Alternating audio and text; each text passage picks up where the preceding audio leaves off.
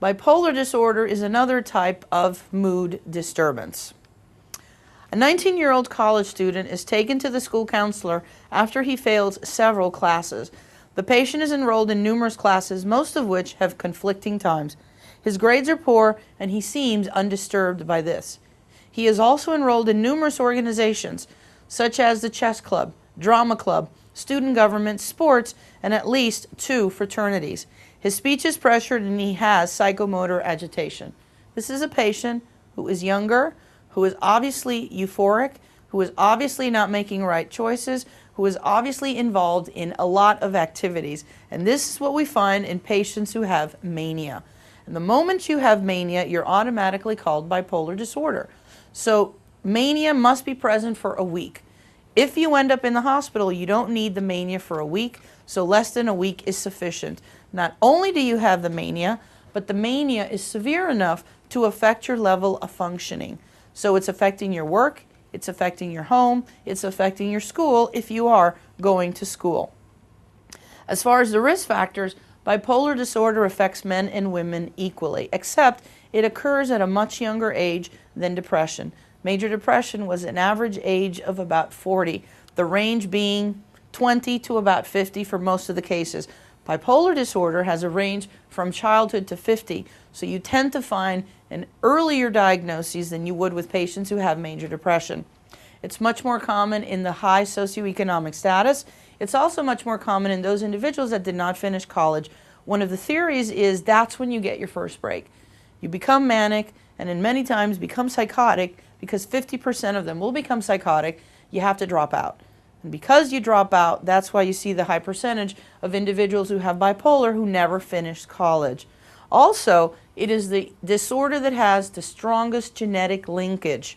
If you have 2 parents that are bipolar, you have anywhere from a 50 to 75% chance of being bipolar as well.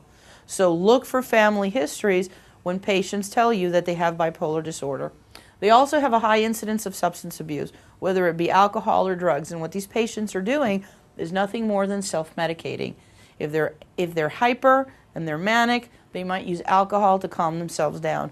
When they're depressed, they're isolating, they're not doing anything, they'll use cocaine, they'll use amphetamines, they'll use crack, whatever they can get their hands on in order to lift their moods and make themselves feel better. So you have this self-regulation of their moods with the use of substances.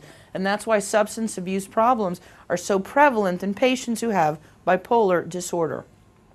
For you to be diagnosed with mania, what must be present is an elevation of your mood. So you're going to be euphoric. You're on top of the world.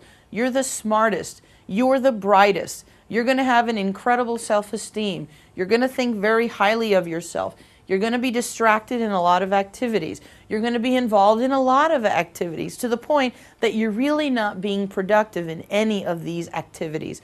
You're going to be talking a lot, and you're going to be talking very fast, so your speech is pressured. You're going to have a lot of psychomotor agitation, so you're restless. You can't sit still. You're pacing. You're jumping up and down. You have flight of ideas. Your libido is up as well. Physical exam is relatively normal. What you should find is that psychomotor agitation, the restlessness that is so common in patients who are in mania. The treatment is essentially the same as it is for major depression. The first goal is to make sure that the patient is safe. Make sure that the patient is not hurting himself. Make sure that the patient is not hurting others. Then the treatment of choice will be mood stabilizers, either lithium or valproic acid, or any other kind of medications like antipsychotics, especially if the patient is in an acute manic state. And as far as psychotherapy, individual psychotherapy is always recommended in any disorder. Now, the biggest differential will be schizophrenia and personality disorders. Those personality disorders which tend to be mostly impulsive. The personality disorders that can have their libido elevated. The personality disorders that could be prone to shopping. These are the things that you look like. For example, the borderline personality could be one of them. The antisocial might be one of them because of the libido and all of the other features. Hyperthyroidism is also essential in the differential, so you want to make sure that you check TSH. Certain medications could also make you manic.